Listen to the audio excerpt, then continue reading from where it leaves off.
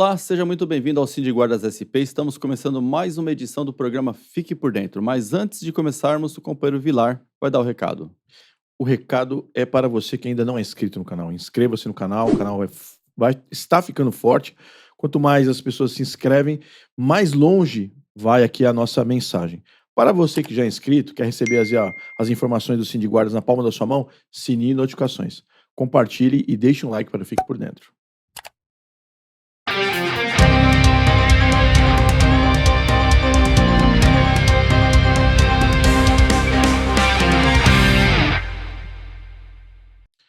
Márcio, nesse primeiro assunto, primeiro bloco desse programa, nós vamos falar de um projeto de lei, né? E foi encaminhado lá para a Câmara Municipal e que nós estamos tentando resolver um imbróglio que a administração pública não resolve, né? Sim. Que é o cálculo equivocado, errado, da gratificação do serviço noturno dos nossos policiais da Guarda Civil Metropolitana, né, Márcio? É isso aí, ô Vilar.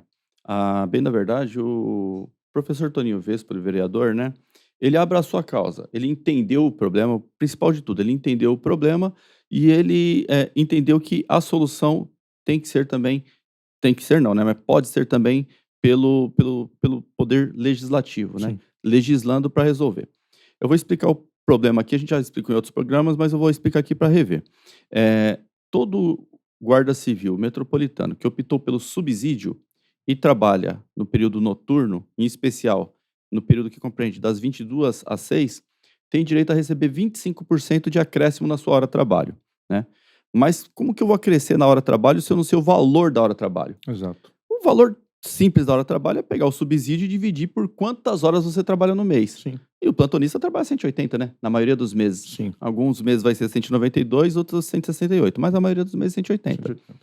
Quando chega na DRH, e aí acho que a DRH nem tem muita culpa disso, isso aí vem parametrizado de gestão, a fórmula que eles usam, eles não dividem o subsídio por 180, eles dividem o subsídio por 240, Sim, que seria 30 dias vezes 8 horas, sim. né?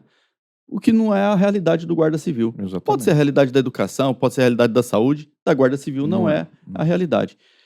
Usando esse divisor 240, o valor que paga de gratificação do serviço noturno fica muito reduzido em relação ao valor que seria se utilizasse o 180. Exato. Né? Então esse é o problema.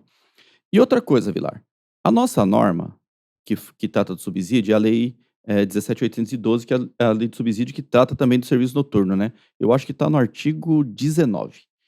Ela só fala o seguinte: os servidores que trabalharem no período das 22 às 6 têm direito a 25% de acréscimo na hora de trabalho. Não fala mais nada. Sim. Né? Só que a DRH utiliza os parâmetros da Lei da Educação, que é a Lei 11.036. E lá na Lei da Educação, ela exige habitualidade.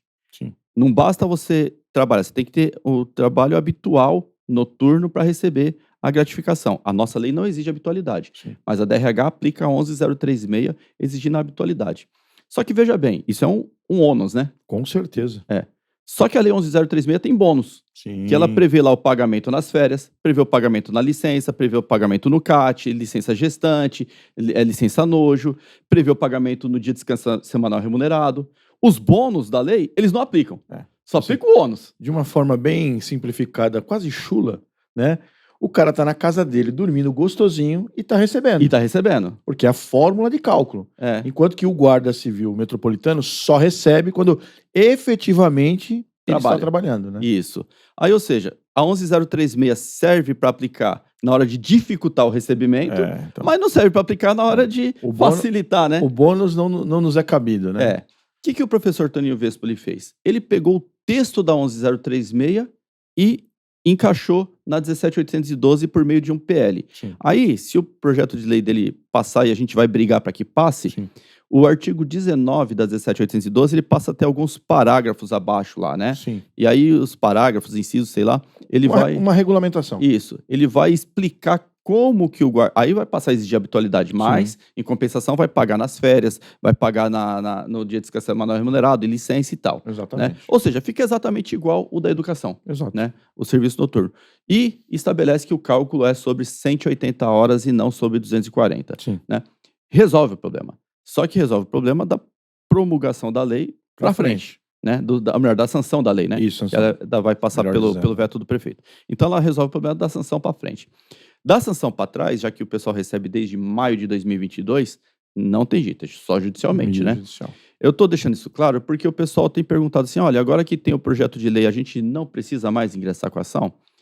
Cara, a ação ela vai buscar aquilo que está para trás, né? Exatamente. O projeto de lei prevê para frente, né? Sim. Busca solucionar o problema de todo mundo, inclusive de quem não é sindicalizado, de Exato. quem não paga o sindicato vai ter o benefício de ter, né? Assim Exato. como teve a redução do, ou melhor, como teve a isenção do imposto de renda. E ainda né? o Na projeto de DEAC. lei, pode ser que, né, o vereador tenha êxito, né, a Câmara aprove, só que o prefeito vete. Pode acontecer. É um risco. Sim, pode né? acontecer. É um risco.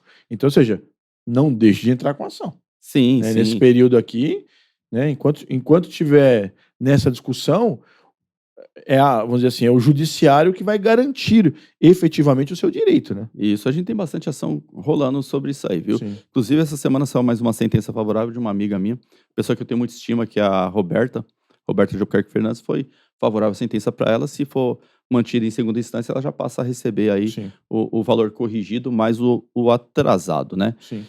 E, assim, deixar registrado o agradecimento mais uma vez ao gabinete do Toninho Vespoli, o professor Toninho Vespoli, vereador, porque ele é servidor público, né? Então ele já é da área Sente pública. na pele, né? Ele entende exatamente como funciona, como que a administração pública trabalha e trata seus trabalhadores, né? Sim. Então, ele se sensibilizou, né? Você lembra que ele fez um projeto de lei um tempo atrás, ô Vilar, que era para converter a licença médica do Covid para CAT, né? Sim.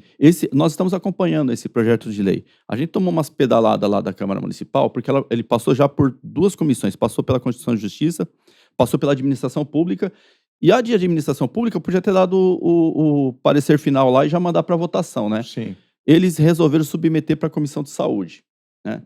Talvez porque seja Covid e tal, mas assim, Sim. não era necessário.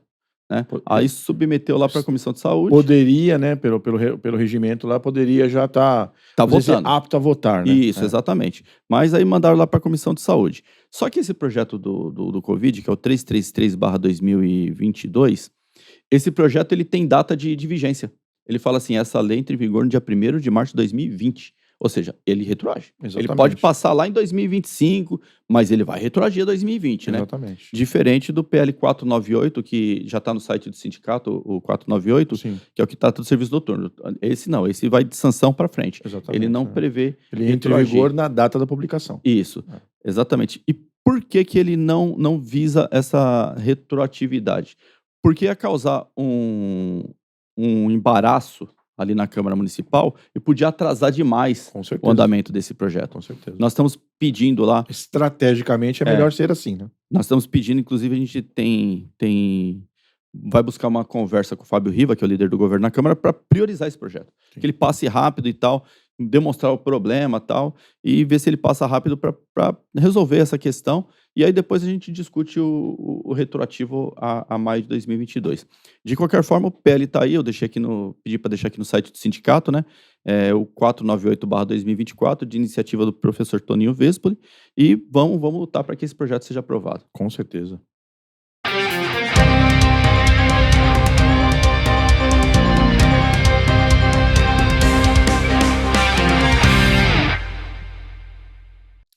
Márcio, essa semana aqui, Diário Oficial da Cidade trouxe uma péssima notícia, né, para todos os servidores públicos do município de São Paulo, mas em especial, aqui no nosso caso, para uns 200 mais ou menos, né? Isso. Uns 200 policiais aqui da nossa Guarda Civil Metropolitana com relação ao abono de permanência, né, Márcio? Foi uma paulada com cabo de enxada unilateral, sem direito de defesa, né? Sem consultar o trabalhador. Aliás, sem nem avisar o trabalhador. Sim. Publicou no Diário Oficial, acho que no comecinho na primeira quinzena do mês, e no final do mês já não vem mais o abono de permanência. Sim. Tem colega que está perdendo R$ 1.500 no salário. Exatamente, né? No final do mês. Quem infelizmente não tem uma certa disciplina financeira vai ter sofrer, problema. né? Vai ter problema. Vai sofrer. Né? E assim, eu vou explicar primeiro quem foi afetado, né, Vilar? Sim. Porque existem várias pessoas na regra de abono de permanência que não foram afetadas. Aí o pessoal, por que o outro foi e eu não fui? Por que eu fui e o outro não foi e tal, né?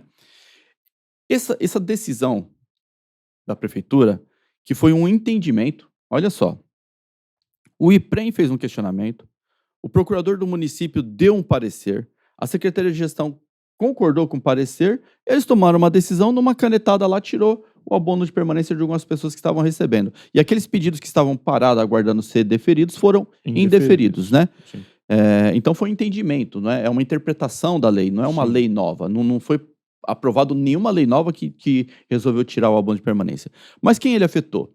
Ele afetou exclusivamente os servidores que optaram pela regra de aposentadoria que a gente chama de transição 2, que é aquela que é o seguinte, exige 35 de contribuição para homem e 30 para mulher, 60 anos de idade para homem e 57 para mulher, e permite que reduza a idade conforme passa a contribuição. Sim. Essa é a transição 2. Ela tem um pedágio também, e o pedágio é o seguinte, eles fazem a contagem do tempo no dia 18 de março de 2022 e vê lá quanto tempo faltava para 35 para o homem, quanto tempo faltava para 30 para a mulher.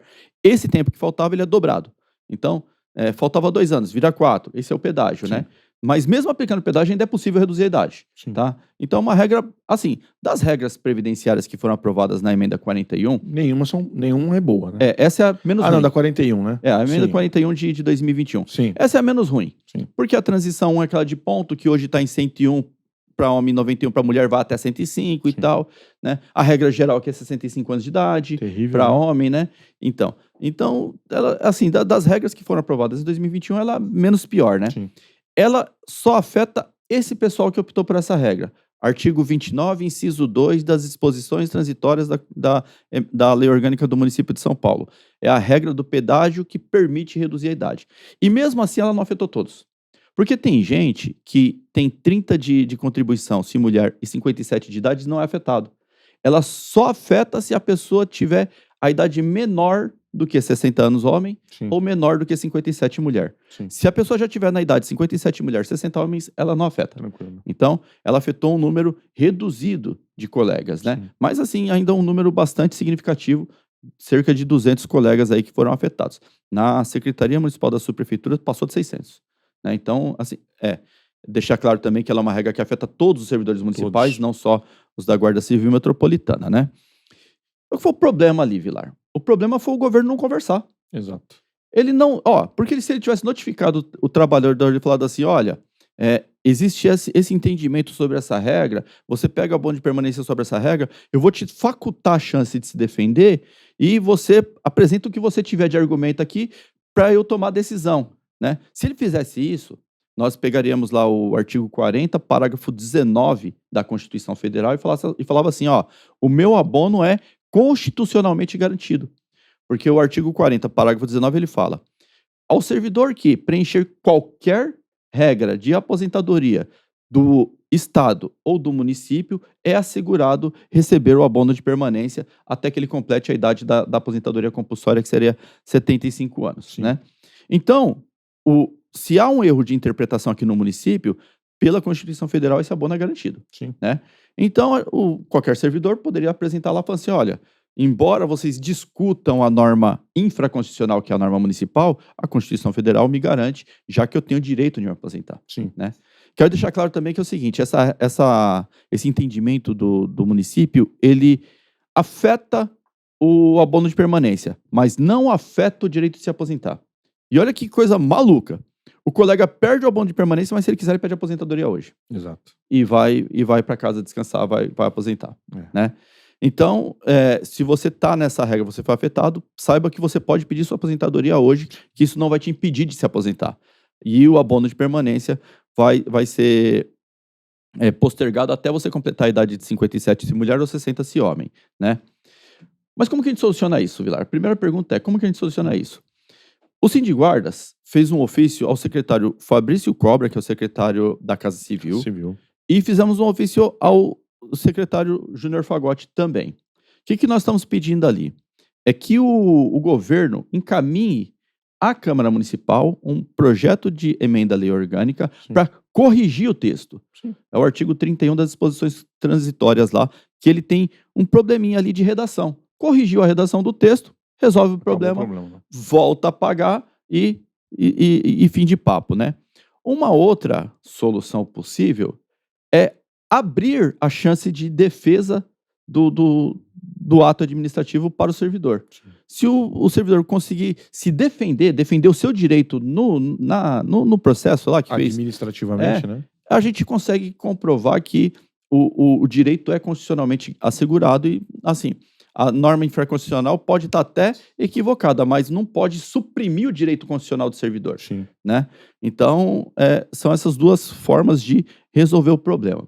Dá para resolver judicialmente também? Eu acho que leva mais tempo, sabe? Sim. Se você judicializar, talvez seja isso até que o município queira, né? Exatamente. De repente, os beleza, cara... agora a gente discute lá no trânsito em julgado.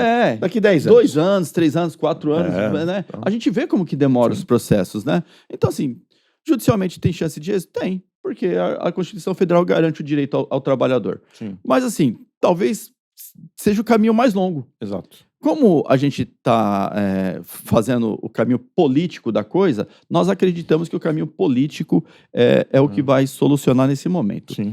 E aí, nós não estamos sozinhos. Porque, como você disse, Vilar, essa decisão afetou todos os trabalhadores do serviço público municipal, né? A gente tem uma entidade, um congresso, um grupo de entidades que se chama Fórum das Entidades do município de São Paulo, né? Fórum das Entidades Representativas. São todas as entidades que estão reunidas lá no SIMP, que é o Sistema de Negociação Permanente do município de São Paulo, fazem esse fórum, a gente chama de Fórum das Entidades, né? Então, os grandes sindicatos estão todos nesses fóruns, né? Sim. O fórum já tomou uma decisão. Nós vamos pressionar politicamente até que o governo encaminhe a solução, seja para a Câmara Municipal, seja para rever o despacho administrativo. Sim. Até porque despacho, ô Vilar, numa canetada lá você revê, né? Não precisa nem, entre aspas assim, movimentar os vereadores. Não precisa. De uma certa forma também é criar uma mora ali, Sim. se comparado com a decisão da canetada do prefeito. O prefeito vai lá e fala, ó, faz isso aqui, ponto, acabou, né? Eu li o processo administrativo assim, é bastante página lá para falar uma coisa que... Se eles tivessem pegado o artigo 40, parágrafo 19, eles teriam chegado a outra conclusão. Sim. Eles não analisaram o texto constitucional, analisaram só o infraconstitucional e falaram assim, ó, tem um problema aqui de uma vírgula aqui, um traço aqui, um ponto aqui. Então, é que assim, né, a grosso modo, né, historicamente, né, o entendimento a interpretação de determinadas leis é sempre contra o servidor. Desfavorável, né? exatamente. Sempre desfavorável do servidor. Né? A boa notícia é que a gente pretende resolver isso, a gente tem a esperança de que o governo do prefeito Ricardo Nunes seja sensível ao trabalhador, até porque o erro, se existe, é desse governo, porque foi esse governo que legislou a emenda deles, a emenda 41, né? Então, se existe um erro, foi erro deles, Sim. que eles reconheçam assim, olha, errei, vou corrigir, né? Sim. E tal. A má notícia é que não dá tempo de corrigir para a folha de julho. Sim. Não dá tempo. Qualquer que seja a forma de corrigir, a não ser que eles alterem o despacho, né? Aí, se alterar o despacho, pode ser lá que eles façam uma folha suplementar e paguem o abono de permanência pessoal. Difícil, o problema é que fosse para descontar? A folha já fechou dia 12. Sim. E ela fechou sem o abono de permanência para esse pessoal. Sim. Então, é um problema que, mesmo solucionado no mês de julho, agora no final do mês, o colega vai ficar sem o abono dele. Infelizmente. Né? Infelizmente. Mas nós vamos continuar buscando solução. Eu pedi uma reunião, inclusive para sexta-feira, hoje, né? Sim. Aqui no sindicato, porque a gente quer explicar para os colegas não dar um passo maior do que a perna. E assim, né? Tem o povo que adora vender ação, né? Sim. Qualquer coisa, eu tava conversando com um colega e deu um exemplo, né? Lá na época da 13768, aí chegou lá um vendedor de ação lá. Falou, não, houve redução dos vencimentos. Falei, como assim? Não, teve redução de vencimento, o RTP era 140, agora virou 50%. Falei, não, mas não teve redução de vencimento. Teve? Eu falei, não teve. Vencimento é uma equação. Isso. Né? Então é o padrão, mas as gratificações que se incorporam para os efeitos legais, no nosso caso RTP, quinquênio, essa parte, né? Naquela época, e aí dava um resultado. Então quando você pegava a lei antiga, padrão de 140%, padrão, mais o RTP de 140%, um exemplo, vamos lá, dava 10. Aí quando você pegava a lei nova, padrão, mais o RTP de 50%, dava 11. Eu falei, mas onde é que houve redução de investimento? Não houve o aumento que nós desejávamos e que nós merecíamos.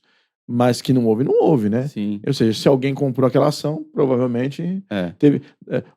Se deu sorte da gratuidade, beleza. É, Porque se se não deu sorte não... na gratuidade, meu amigo, vai chegar lá o seu conto, o seu chequinho pra você pagar lá no seu lerite, né? Então, Vilar, entrar com uma ação é muito fácil. É lógico. Basta você ter um CPF e você ingressa com uma ação. Agora, Ah, ganhar uma ação aí já são outros 500, né? precisa ter, né, um bom Exatamente. argumento, um bom direito, né, Sim. palpável ali para você, porque Uhum. assim, a gente está lutando contra um gigante que é a administração pública municipal, o município de São Paulo. Tem lá uma porrada de procurador, tudo bom. Os Então. caras bons lá para fazer a defesa. Você tocou num assunto bom. Não era para esse bloco aqui, mas eu vou usar nesse aqui. Aham, Olha aqui, Marcelo. Tava lá, tô fazendo a mudança da minha casa. aham. E isso aqui é o dissídio coletivo da nossa greve. Sim, 2009. 2009. Então, aí os repórteres, né, na época, falaram assim: olha, a greve foi julgada ilegal. Aí nós, não é possível, né? Nós tínhamos um parecer do juiz lá de primeira instância que era favorável, mantendo aquela porcentagem, X, enfim. Aí o que acontece? O dissídio coletivo de greve, vou mostrar aqui, mas depois, né, vamos fazer um printzinho para colocar na tela para vocês. Ele foi avocado pelo presidente Do tribunal. do tribunal, do TJ, Aham. a semelhança do que acontece nos tribunais do trabalho, né? O Sim. presidente aqui é o que preside o dissídio, né? E olha que coisa interessante, Márcio. Aqui em cima a gente tem a marca do fax da prefeitura. Aham. Aqui tá aqui, ó. Vocês vão ver na foto aí, né? Eu vou enxergar melhorzinho aqui. Ou seja, dia 27/8, às 15h09, esse documento foi mandado para alguém lá. Ele partiu da imprensa do órgão chamado SMCIS da prefeitura, lá da época, lá de 2009, né? Talvez esse órgão nem exista hoje. E olha que coisa interessantíssima, Marcelo. Isso é para mostrar a relação de força, que o pessoal precisa entender o que é a relação de força com uma prefeitura igual a de São Paulo. Obviamente que não está assinado, né? Qual é a data? 28 de agosto de 2009. 28 de agosto. Ou seja, o documento que só passou a existir no dia posterior, no dia anterior já existia Na mão para da o município prefeitura. de São Paulo. Na mão da prefeitura. Ou seja, Então, assim, ele foi assinado no dia 29 pelo Dr. Roberto Valim Belotti, né? Belotti, Que era o presidente do TJ na época, no Belotti. dia 28. Só que no dia 27 a prefeitura já tinha o documento. Já tinha um documento. É. A minha teoria da conspiração, e ela é a minha teoria, né? A minha opinião, é de que o Belotti despachou da banheira, né? Ele ligou lá pro procurador e falou: anota aí. O procurador escreveu, eu falei: depois você manda aqui, eu assino. Né? Assim, essas coisas, assim, isso aqui eu achei lá no meio dos meus papéis, lá na mudança. É importante para que o policial entenda o que é relação de força. Sim. Né? Que não é fácil você disputar com uma prefeitura de São Paulo, Sim. que é um monstro, né? É um monstro. Então, ou seja, tudo bem que isso aqui é lá de 2009, né? Bastante tempo atrás. Algumas coisas que aconteciam em 2009 hoje não acontecem mais, né? Mas você precisa entender, né? E justo assim, procure o policial que veio aqui na reunião. Sim. Porque nós vamos ter a reunião aqui, nós vamos no tete a tete, uma conversa mais descontraída do que aqui gravando o programa, né? E você, na sua inspetoria, converse com um desses policiais que esteve aqui, né? Exatamente, Vilar. A conversa aqui vai ser franca, né? Não é A gente não vende fumaça, vendendo né, ilusão, nem vendendo não vende fumaça para ninguém, né? Mostrando o tamanho do prejuízo e quais são as formas de corrigir isso, Sim. né? E deixando o colega livre para decidir. Exato. Porque nascemos livres, não é o sindicato que vai colocar corrente em ninguém, não. Exatamente. Né? Né? Deixando o colega livre para decidir, mas indicando assim: olha, se você for por esse caminho, você tem uma expectativa, se for por esse, tem outra expectativa. Exatamente. Né? Você escolhe qual caminho você vai seguir, trilhar aí, né? E cada um tem liberdade de fazer o que quer. Né? Mas a gente trabalha com a informação correta, honesta e responsável. Exatamente. Né? Eu não sou irresponsável de sair gritando para grande imprensa, para mídia, tal, coisas que a gente pode resolver, né, na forma do diálogo. Exatamente. Né? Então, por enquanto... A primeira assim. porta é essa, né, Marcelo? Sim. Eu fico, assim, bastante triste mesmo, Vilar, bastante triste, porque pega o pessoal de surpresa, cara. Sim. E assim, R$1.000, R$700, R$1.500, meu, faz falta e aí o colega deixa, de vezes, de pagar alguma coisa porque estava contando com esse dinheiro e o dinheiro não vem. Com certeza.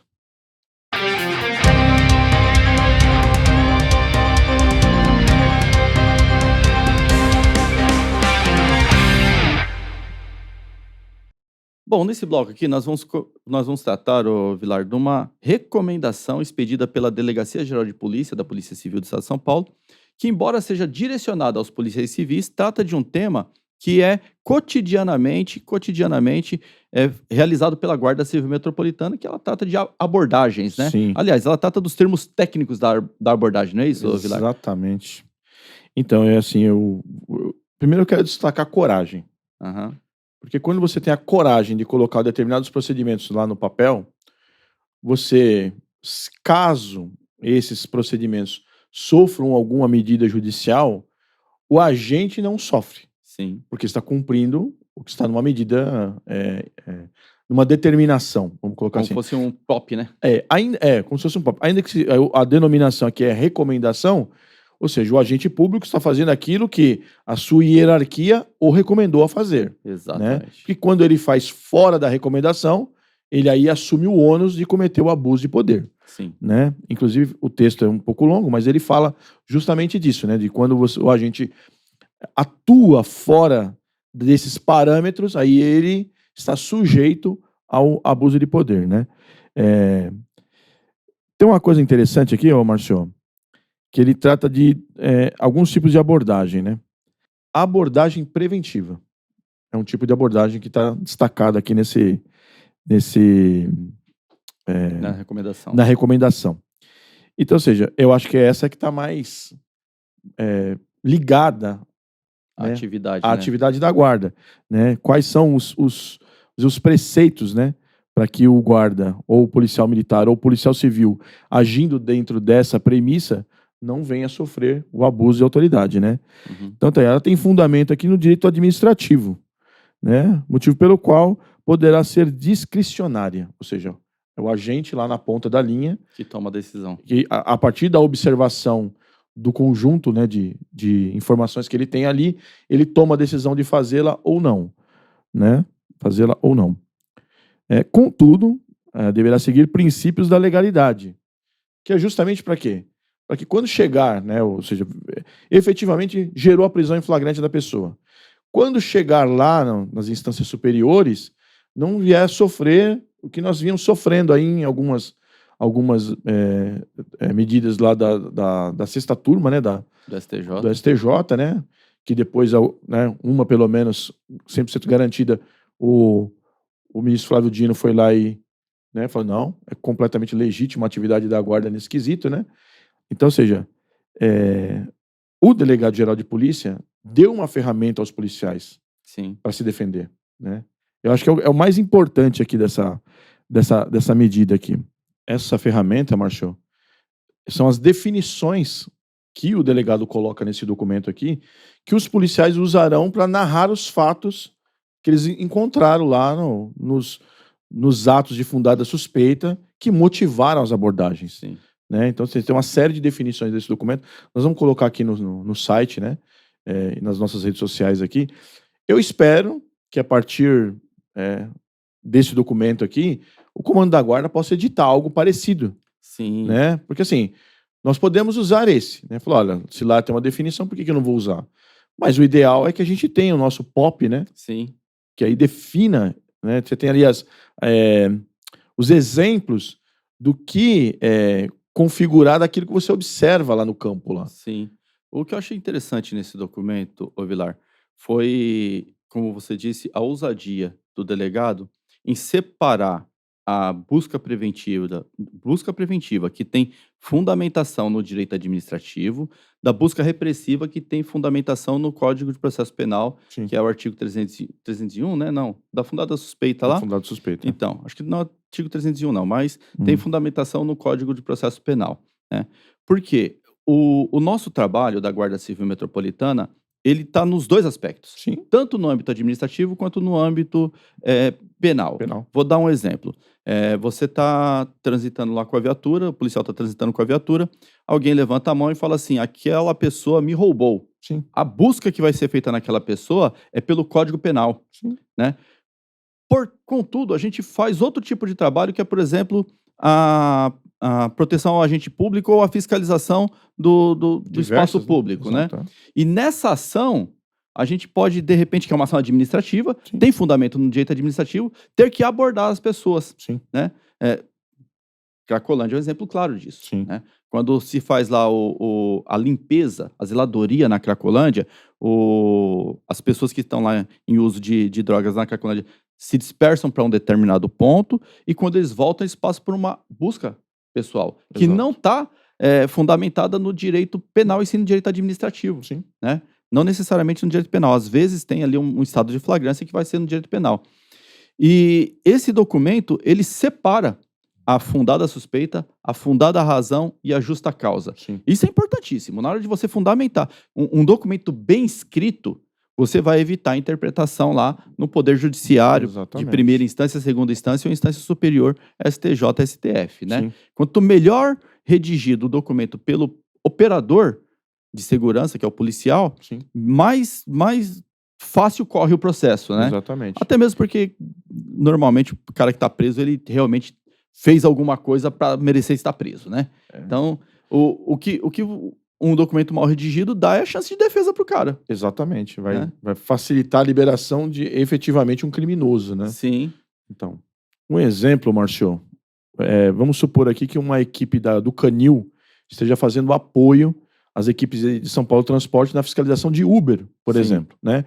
Então lá o veículo estaciona lá, o pessoal da SP Trans lá vai ver lá se o motorista está cadastrado, se o veículo está cadastrado, aquelas medidas administrativas de praxe. Sim. Mas vamos dizer que o cachorro que está ali com o policial é aquele cão treinado para localizar explosivo e armamento. E o cão aponta no carro, né? Ele sente o odor ali, né, desses objetos e ele aponta.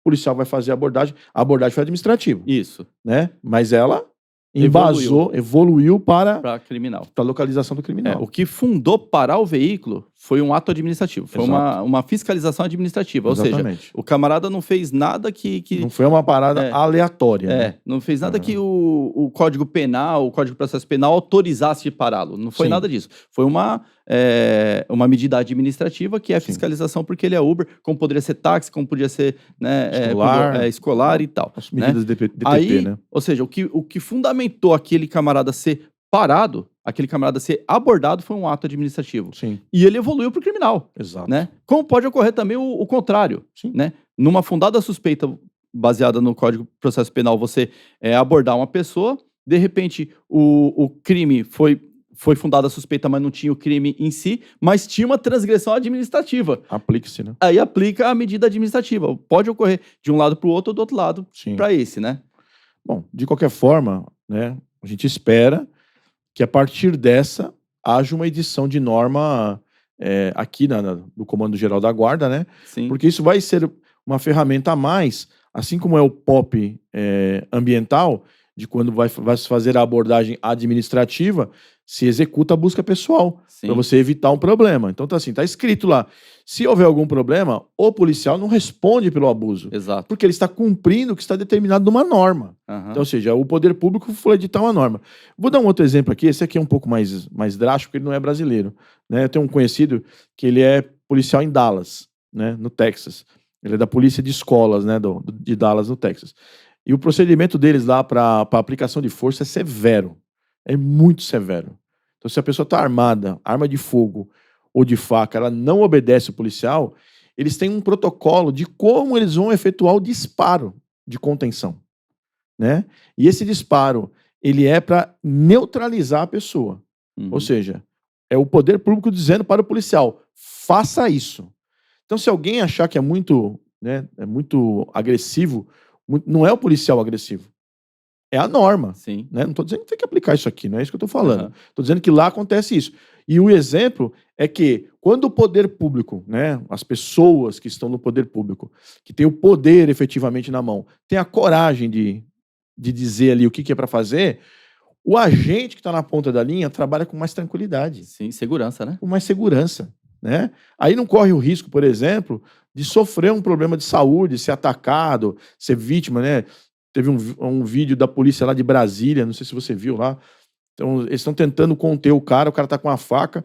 O cara, mesmo ser baleado 3 vezes, ainda conseguiu esfaquear o policial. O policial, eu vi isso aí. Né? Então, ou seja, se fosse no Texas, não tinha acontecido. Uhum. Né? Se fosse em Dallas, o policial estava íntegro. Uhum. Porque existe um respaldo. O policial fala assim, eu vou fazer exatamente o que está aqui no papel. E se alguém quiser reclamar, ele vai falar assim, ó, tá aqui no papel. Sim, Não, mas é muito bruto. Reclama com quem escreveu. Né? exatamente. Vai lá no político, no presidente, sei lá quem é que for lá, né? Então a gente espera que esse documento aqui sirva de exemplo, né, Se Marcelo? torne um pop. Exatamente.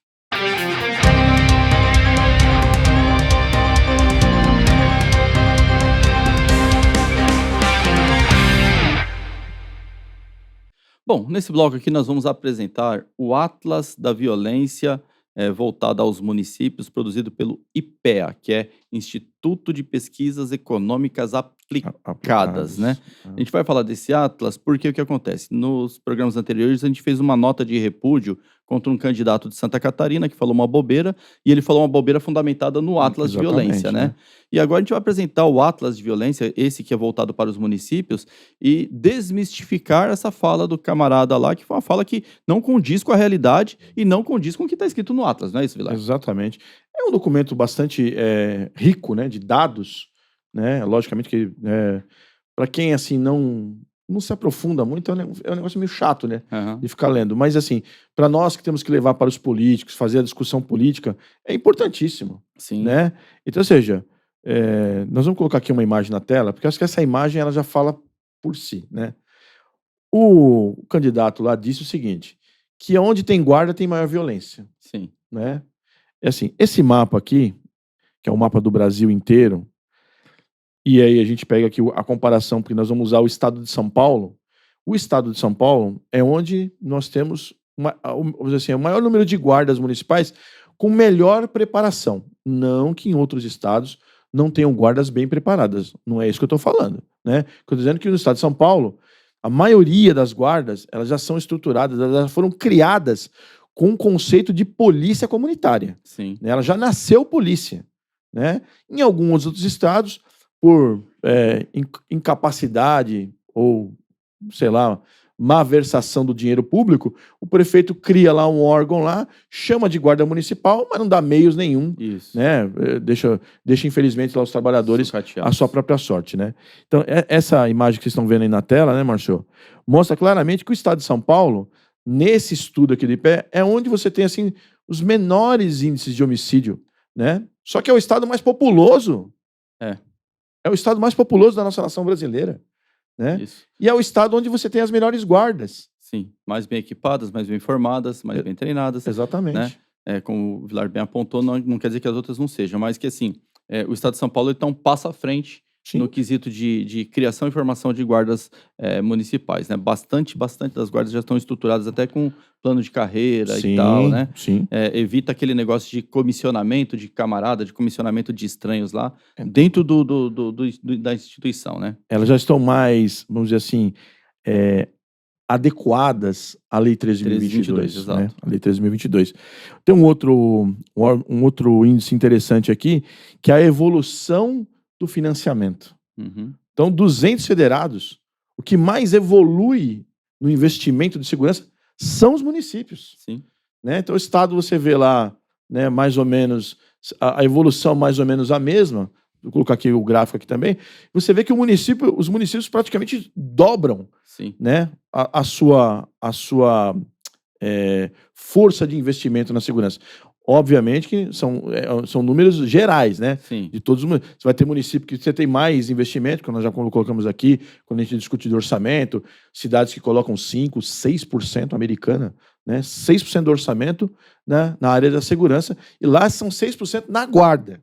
Uhum. Né? Que aqui a área de segurança é dividida, aqui em São Paulo. Você tem a Guarda Civil Metropolitana, a Junta de Serviço Militar, a Defesa Civil e a Operação Delegada. Isso. Então são esses braços da segurança urbana aqui no município de São Paulo. No caso lá de Americana, não. É a guarda, são 6% na guarda.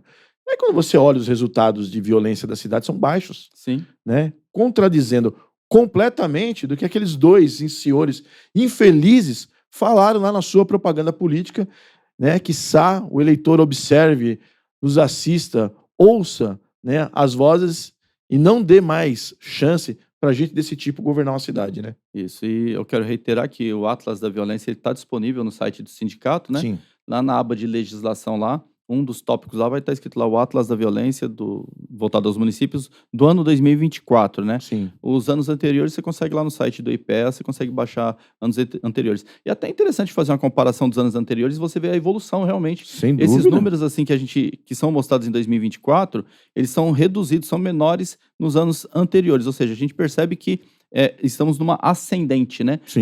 No gráfico, aquela curva ascendente, que os municípios começam ou já investem, mas Isso. começam a investir mais em segurança urbana, segurança pública, né? Exatamente, Márcio.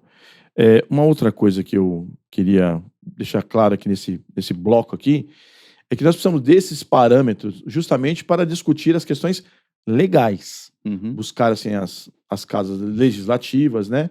E assim, nós discutimos há um tempo atrás aqui sobre o PL 502, né? Que aí é um PL lá que quer transformar um monte de carreiras numa carreira chamada Guarda Civil Patrimonial Municipal, Uhum. né? Aí assim, tá a discussão, né, da nossa parte aqui, não pode, né? Porque já existe uma carreira chamada Guarda Municipal, tá lá no 144, parágrafo 8º, né? Tá na 13.022, tá na lei do SUSP, então seria no nosso ponto de vista, uma transposição, né? E aí olha que coisa interessante. O pessoal vai ver aqui na tela aqui, eu achei a legislação aqui da cidade do líder do movimento deles, né? Casimiro de Abreu. Uhum. Então, Rio de Janeiro. Certo. Casimiro de Abreu.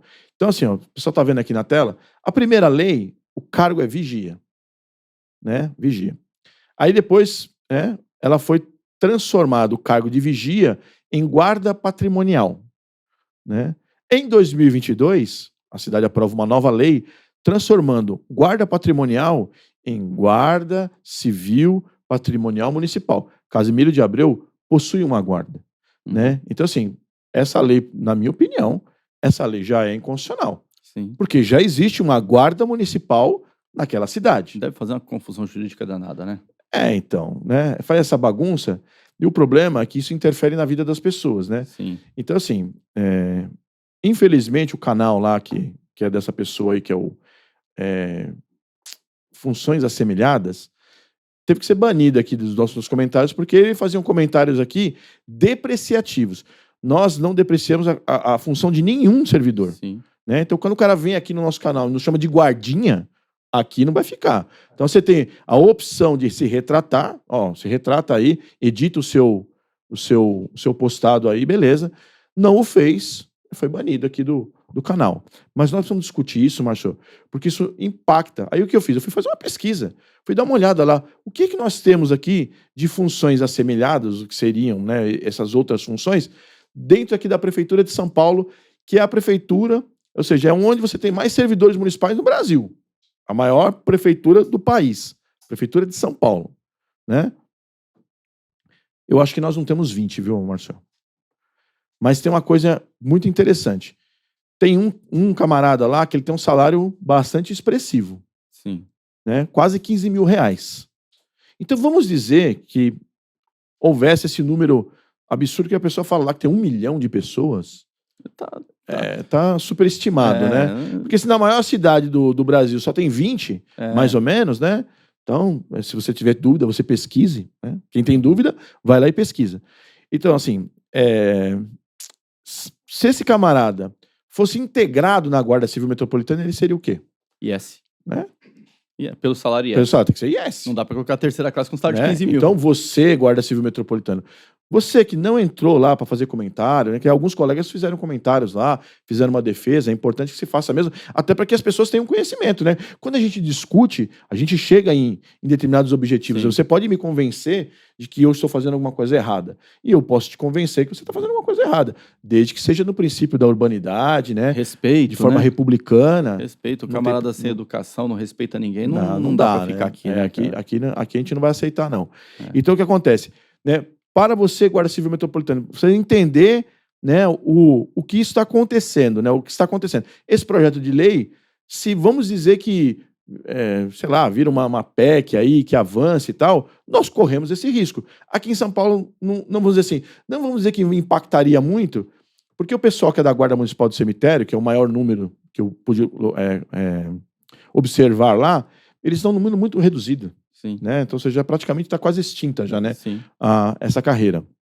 Então, mas vamos dizer que numa cidade onde você tenha, por exemplo, um efetivo de 300 guardas e 50 vigias, isso vai impactar na carreira da guarda, sim, né? Isso vai impactar na carreira da guarda, né? Então, ou seja, se a representatividade não defender a categoria de guardas, quem vai nos defender, exatamente. né?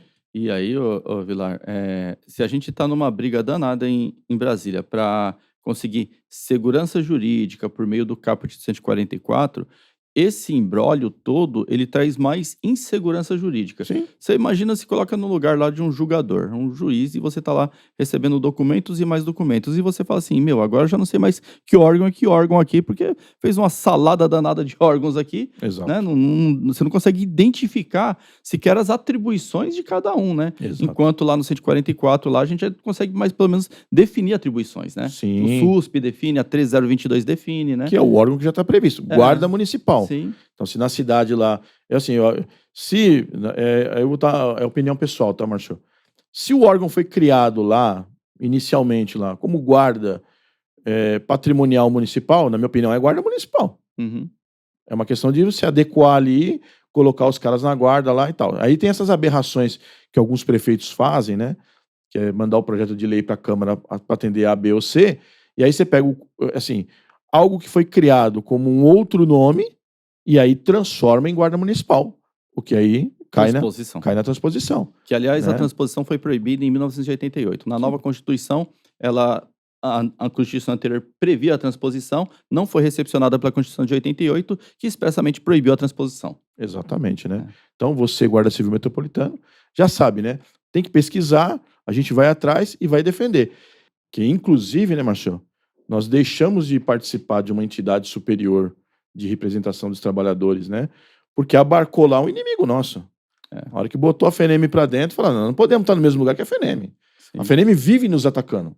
Então, não dá para estar lá. Né? Então, ou seja, qualquer entidade aí que for abarcar quem é contra nós, e nesse caso específico, se essas pessoas ou esse movimento insistirem em querer empurrar uma transposição para dentro da guarda, é contra a guarda. Sim. Né? Então, nós também não vamos estar lá, né, Marcelo? Justamente, vamos resistir. Nós vamos Exatamente. resistir porque faz parte da defesa da categoria, da defesa do trabalhador, da defesa da instituição, inclusive. Né? Então, realmente não dá para aceitar determinado movimento legislativo. Enquanto estava no âmbito do município, cada município faz o seu, cria a própria salada do município. Agora, quando você leva isso para o Poder Legislativo Federal, Sim, aí a conversa fica outra, porque com certeza. vai trazer um problema que é lá do município do Rio de Janeiro aqui para a cidade de São Paulo e que a gente não tem nada a ver com esse problema. Exatamente.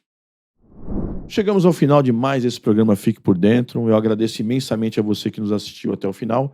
Mas não vai embora ainda não, hein? O Márcio vai te dar um recado. Eu quero te pedir, a você que ainda não é inscrito, inscreva-se no canal do Cindy Guardas SP no YouTube. Ative aí o sininho de notificações para receber o programa na palma da mão. Curta, comente, compartilha, deixa um like aí pra gente.